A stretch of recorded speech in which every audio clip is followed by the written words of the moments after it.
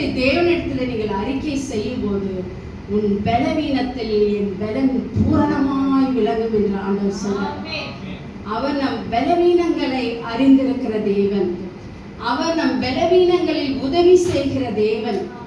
செபிக்க அறியவில்லையா? ஆண்டவரிடத்தில் ஒப்பு கொடுங்க. என் ஜெபத்தை நீ பார்த்து கொள்ளும் ஆண்டவரே என்று சொல்லி முழங்கால் படியிடுங்க. அவரே நமக்காக செபிப்பார்.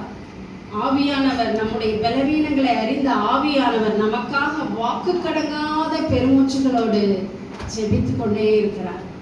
நாம் அறியாதவர்கள் என்று அவர் அறிந்திருக்கிறார். நாம் மண் என்று அவர் நினைவு கூறுகிறார். நாம் ஒன்றுமில்லை என்பதை அவருக்கு முன்பதாக நிற்கும் போது நாம் உணர்கிறோம். நாம் ஒன்றுமில்லாதவர்கள். தேவன் நம்மை பயன்படுத்துகிறவராக இருக்கிறார். நம் குறைவுகளை நிறைவாக்குகிற தேவன்.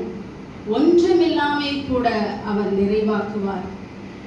வனாந்தரத்தில்